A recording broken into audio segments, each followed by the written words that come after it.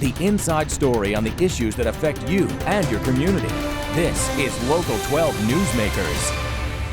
Good morning and welcome to Local 12 Newsmakers. About a month ago, I was joined by Hamilton County Commissioner Todd Portune and Lamont Taylor. The focus was the work of the Hamilton County Government Reform Task Force that had been proposed by Mr. Portune. Mr. Taylor is one of the 15 members of the task force.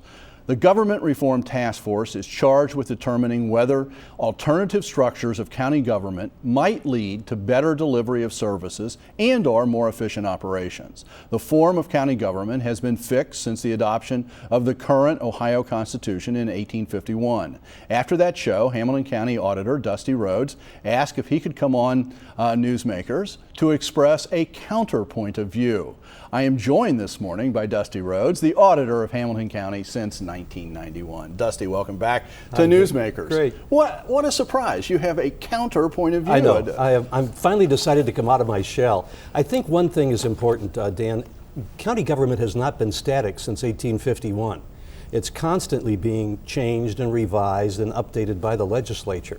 So all during those years, there have been changes. This is not something that... but in terms of the basic spine of the structure... The structure is the same, and we work within the structure. And the structure is set up with checks and balances.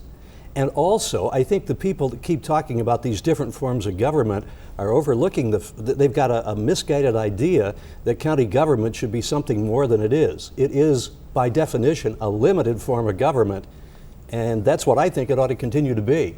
Well, first off, let me ask this question, because you brought up right off the bat the 1851 reference Sure. and the constitutional reference.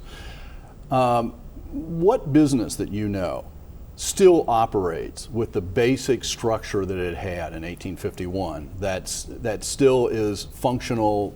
I don't think that's profit-making? Specifically a fair comparison, because government is not business, and government does tend sometimes to be messy. Democracy is messy. Mm-hmm. But I don't know, the news business, I guess, hasn't changed except different forms of delivery over all those years. Amazing changes. Since 1851? You still gather the news. It's just the way you deliver it's what's changed. You still have to, gather it, and you still have to have an ink-stained wretch somewhere writing. Well, actually, not anymore, because you've got all the digital stuff and the blogs, and in that sense, a fundamental change is taking place. Sure. But in terms of the structure, you think the changes, the updating, have been sufficient to meet the needs. What about the United States of America? We're operating under the same Constitution that the country was founded on, or at least we should be. Let's put it that way. But it's the same structure of government in Washington. Actually, as an evolutionary in the state structure, of Ohio, the same thing. Well, I don't know that it occurs the same way, but I mean, there is a different dynamic on the federal level. But let's Governor, not get into legislature, that. courts. I do think, though, that you have a point that's important to make here, is that the nature of county government is very limited as it's laid out, as opposed to even cities, which can be chartered. Sure. Because as I understand it, let me put it my way, and then you can see if this fits with you, that in the case of county government, it basically does what the state tells it to do, and what a charter like a city is able to do what the state, anything that the state doesn't tell it to do. That's it in a nutshell. So it has much more ability to range over things. Right, and the county is a limited form of government, and Dan, in over 40 years as an elected official, I have never once had a taxpayer or citizen come to me and say, Dusty, what we really need is bigger government and more of it. And that is exactly what this purports to do. Well, if you like Cincinnati City Council writ large, we can have a second city council for the county. That's what these people are saying. Let's take a look at two different things. One, this task force has not yet made any sort of report, much less any sort of recommendations. Are you opposed to even talking about this? Are you opposed to even looking at this? No, of course not. I'm not opposed to that. What I'm opposed to are people who have preconceived notions, who want to reach a specified result, who have prejudged the form of government. Haven't you done all decided, those things? No, not Haven't at you all. made a preconceived notion and judgment that what we've got is what we want to stay with? Yeah, well, sure. Yeah, Okay. that's Well, my that's what I'm feeling. saying. But I'd be glad to listen to other things when they're motivated by facts. But if you listen to the recordings of these sessions, some of these people just don't have a clue, and they're saying things that aren't true, and they're saying things that have no basis in fact, and that's my concern. Okay. So on another reference that you made there about Sure. Hamilton County Commission and City Council, one of the, you're saying we could have this on the county level. One of the questions that is out there on the table is the idea of expanding the commission Right. rather than just 3 people, that it might be actually more representative, which is also a basic American principle, governmental principle, that it's almost impossible with a 3-person body to have real representation across the complex county, so that there may be some value in people from different areas and from different interest levels being able to be represented. But you see, that presumes that the county is going to get involved in things which are essentially the right of local governments. People have their representation on their boards of township trustees, on their city councils. Do we need a second tier of that same kind of thing, in effect competing with those levels of government or trying to provide similar services? And my point is, no, we don't. Well, county government is not meant to be some kind of representative, deliberative body. It's an agent to serve the people as the state tells them to. As it is at the moment. Right. But it doesn't, I mean, that's what I'm raising. Sure. Does it have to be that way? I mean, the county already is responsible for huge areas of service delivery. I mean, if just in the justice system Sure. and the whole area of jails and the whole economic development area. In fact, one could argue in the past 30 years that I've been around, 40 years around politics, the power has really shifted from one end of Court Street to the other. It has shifted from City Hall over to the county courthouse, where there's a lot more energy and vitality, and who's directing what? Who's directing the banks? Who's directing? Oh, don't start that. Well, I'm just going to exactly. in terms That's of my economic point. in terms of economic development. Do you want them to do more of that? Well, all I'm saying No, is thanks. that the nature of the beast is that it's happening. Whether you Well, that's the fault of the city, if in fact that's what's happening, but I'm saying that is not the role of the county. And one of the biggest problems the county's got right now facing their budget deficit is they're involved in things they shouldn't be involved in and are not required to be involved in by law. Now, if you want a larger, overreaching, get involved in everything, intrusive, regulating, and possibly even taxing government, then you want to go with a bigger county government. My point is, I don't think that's what we need. I think we need a limited form of government. These people talk about reform. Dan, I'm reform. I am reform from the get-go. When I started, I was reform in 1991, and I was elected as the result of a scandal because the voters took it into their own hands. I'm accountable to the voters, as are the prosecutor and the recorder and the clerk of courts. I don't want to take away the people's right to vote for those offices. And well, one thing that you could argue is that in a lot of those cases, the people who vote for those offices don't really even know the nature of the office. Now, I want to point out to people that on your website, which is probably, I'm going to go out on a limb, the best website in county government, and you've been out ahead of this for a long time. You've got a whole series of statements. Sure. And your most recent one, which came out on Thursday of this week, you have a note here about how you've reduced the employee number since you took over from 174 to 83 in your office. Right. Now, that's not to argue that certain people in certain areas can't be efficient, but is there the possibility of driving consistency, efficiency, if one body, county commission, really had total oversight over the policy that ran all of these offices, rather than these individual fiefdoms? Oh, individual fiefdoms, yeah, right. Silos, they call them. Silos. Line officers, yes. No, the point is that we're responsible to the voters and not to the commissioners. And I'll give you an example of how that works. Witness the city of Cincinnati consistently underfunding their retirement program for the last 4 or 5 years in violation of their own ordinance. Have you heard a city auditor say anything about that? I don't think it's happened because I haven't heard it. And the point is that auditor is appointed by the council, as is their law director. Here you've got independent elected people who can say what they think and who can say what's right. And if they had an independent elected auditor at City Hall, I submit to you that probably wouldn't be happening without a lot of discussion. So the point is, no, I don't think the commissioners should control everything, and that's my point. This whole thing is a big power grab by people who want to have more authority. Who? County commissioners. County commissioners want more authority. Yeah, and they want an appointed county executive. And the point is, these people are hired guns. These county appointed people come in and they do their thing, and then they take off for the next horizon, leaving everything else in their wake. The elected official who lives in the community, who has to face the voters, is going to be accountable to a much larger degree than some hired gun. Do you think the voter knows, except in the midst of a scandal, like you're talking about when you got elected or when Odell Owens got elected, sure, but year in and year out, do you think people know what the auditor does, what the medical examiner does, what the clerk of courts does, what these various people? I don't think that's important. I think if the office is running well and the people are satisfied, that's important. But I think you brought it up. If there is a scandal, they can get at them. Mm-hmm. And I think what's interesting about this is all modeled on Cuyahoga County, where there's been some huge scandals, and apparently the voters there are unable to throw the rascals out. And so now they've got their county charter, which is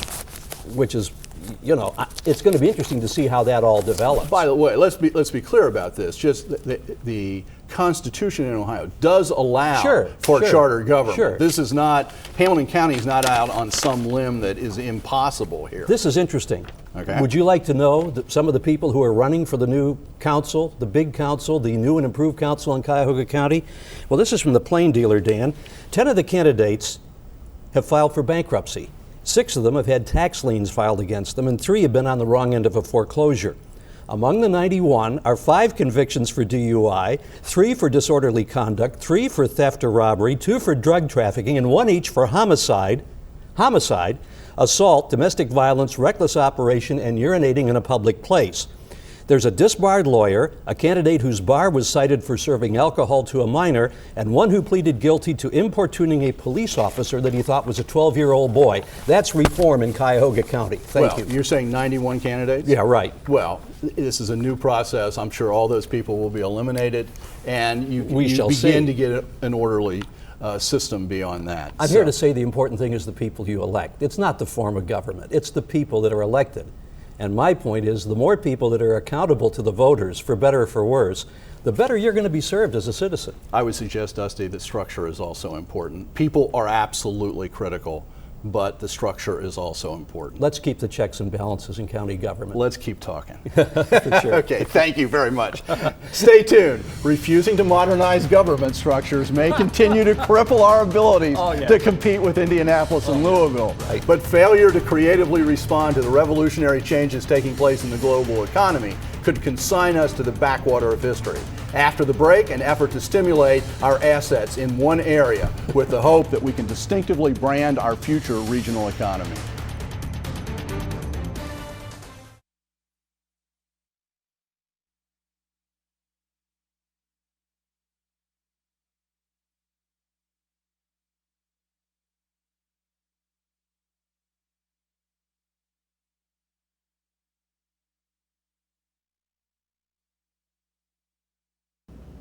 Welcome back.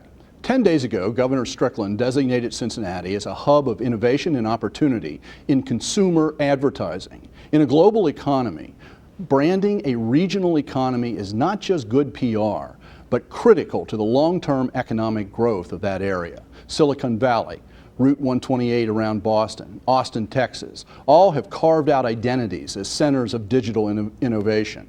The Mayo Clinic in Minnesota and the Cleveland Clinic have carved out strong identities for their communities as centers of medical innovation. Even though digital and biomedical innovation are widely dispersed around the globe, once a region establishes itself as a special center, the talent and venture capital clusters in those centers, driving growth exponentially.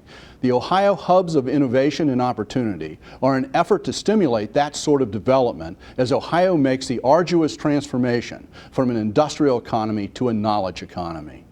To discuss the importance of the hub designation, I am joined this morning by Doug Moorman, the Vice President for Economic Development at the Cincinnati USA Regional Chamber, and Rich Kiley, who spent 33 years at Procter & Gamble building experience in marketing and brand development, IT, and founded P&G's Venture Capital Fund. Beyond P&G, he has helped develop Cincy Tech USA and lots of other things. Welcome to Newsmakers for both of you. I think for both the first time. It is. Thank you very much, Dan. And I, of course, have to reveal my huge conflict of interest, and it happens all the time, but I'm an employee of the Cincinnati USA Regional Chamber. Doug and I work together, Rich and I work together, so I just have to lay that on the table. So first off, let's just begin by what is it about our regional economy, and Doug, why don't we start with you, that justifies the state naming us a hub in this particular area? They didn't just pull this out of the thin air. Why does this make sense here? Well, this makes great sense here, Dan. And to step back, the hub is really the subset of a larger project. What we are focused on is an outshoot of Agenda 360, which is growing the consumer marketing industry in this region. We have a very strong history in this area. Certainly Rich knows that from his history at P&G, but we have both the consumer marketing businesses embodied in P&G, Kroger, Macy's, and companies like that. But equally as important, we have the support businesses, the service companies that provide consumer and marketing services to those companies. We think we have a right to win in this area. It's a space that's wide open for us to claim being a consumer marketing center. And Rich is really leading some efforts to help drive that initiative forward. The hub is a special state designation for a geographic area where the state is really going to concentrate resources on growing this particular subset of our economy. Okay, we'll come back to exactly what it's going to do. Rich, besides those big companies that are in P&G being absolutely critical to all of this, but the companies that Doug was referencing to that support it, this was held at, the announcement was held at LPK. Yep. We also have, some people may know about Landor, or some people may know about dunnhumby here in Cincinnati. Just talk about the concentration of those kinds of advertising and marketing branding firms that are here. It's incredible. In fact, if you look at the statistics, we have over double the national average of those kinds of firms and employees working in those sorts of businesses here in Cincinnati. And those are critical businesses because they span a variety of activities, all the way, as you mentioned, from branding and package design to dunnhumby, who does data analysis, to Nielsen and Ipsos, who are doing marketing research. And it's that combination of all of those talents in one very concentrated place that creates the environment where you can really drive the economy by driving that activity. And let's be clear, some of these companies are pretty big. These are real jobs. This is not just three people off on their own someplace. I mean, we're driving jobs with this too. Well, right? let's recognize LPK, where the conference was held, has 350 employees in that building. That is the largest single consumer marketing design facility in the United States, and we think the world. We haven't proved that, but we know the U.S. And in Cincinnati as a whole, with companies like Landor and Desky and Interbrand, we could go on and name a number of others, there's more consumer design talent than anywhere. The important thing, Dan, even when we say that, because every city likes to brag, would even New York recognize that? Actually, they would. If you look at who are really big in this area, New York is certainly huge in consumer marketing. Chicago's pretty large, and then you say, well, who's number three? And when you get to number three and you actually start to look at cities like Atlanta that maybe has Coke and Home Depot, even the West Coast has tech companies, obviously, in San Francisco. But if you look at that concentration of who's got the leading packaged goods company, the leading department store chain, the leading grocery chain, the largest independent design firms, when you put all of that together, we're number three as we're sitting here, and actually we're doing some benchmarking against Chicago because we may be number two. Doug, you were saying that this grant or this designation also comes with some money, right?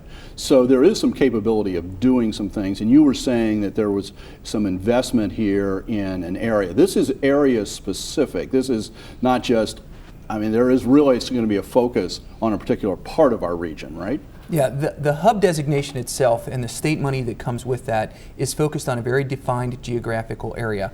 And we are very fortunate the way the state has designed this metropolitan development strategy to really focus both on economic development and community development. And what we have is an ideal location that starts in our downtown with those core businesses we've talked about, both the consumer marketing companies as well as the service providers.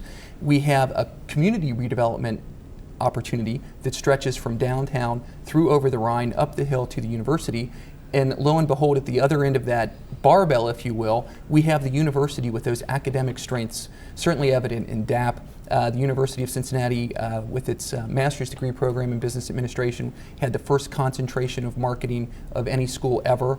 And then you go beyond that and look at things like the Live Well Collaborative and other work coming out of the university that really binds together the hub itself. Okay, these are the two largest employment areas. Absolutely. And areas of creativity that are being put together here in effect. Yes. And so you sort of slid over it, but I want to emphasize the College of Design, Art, Architecture, and Planning is going to be critical to this. It's already critical to this industry being here. What are some of the practical things? I mean, what's going to actually happen because we've got this, and maybe we wouldn't have been able to do it otherwise? Dan, I'm going to actually jump in here and answer a question you haven't asked yet. Okay. Because I think it's really important in understanding what's going to happen as a result of that.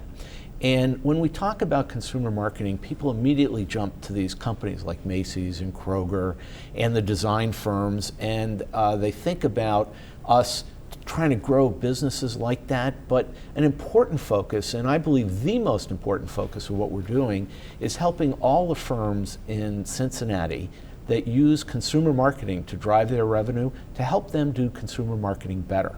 So it's as much about a restaurant in Western Hills or a dress shop on Hyde Park Square or firms like a Luxottica or even a Western Southern that we think of as a insurance firm actually is in the business of selling insurance policies to consumers. I talked with Rob Reifschneider at United Way recently, and he thinks of United Way as a consumer marketing company because it's about how you engage consumers and you get them interested in your products and services and what you're doing. Mm-hmm. So our focus is not so much can we grow companies like Landor and LPK, can we help even a company like Western Southern, which we believe we can, but it's really driving all of that knowledge throughout the community so every company at every level that uses consumer marketing to drive revenue can benefit. And that's 2/3 of the companies in the region. It's a large number of the nonprofits like the hospitals and United Way and Fine Arts Fund. So as Doug talks about what we're going to do as part of the hub, I think it's important that it's set in that context that the focus is really on helping all of these companies in our region. The benefits are for everyone, much broader than what we... So Doug, what are some of the things we could do? Well, some of the things that we're going to do certainly are to try and harness the knowledge that we have and use that knowledge, as Rich was alluding to disseminate more information, to make sure that the marketing people that we have are the best possible marketing people. That's networking the people we have within the region. It's also networking them better with the universities and the resources there. Other things that we intend to do, well, one of the things we're focused on is entrepreneurial growth. What you'll see develop is an incubator that's focused on consumer marketing companies. Certainly the energy that comes with that. An incubator that will be in a place, do you think? It'll be a physical incubator, or do you think it'll be virtual? No, I think it will be a physical incubator. Okay. We're working very hard to identify a specific location for that within the downtown over the Rhine area.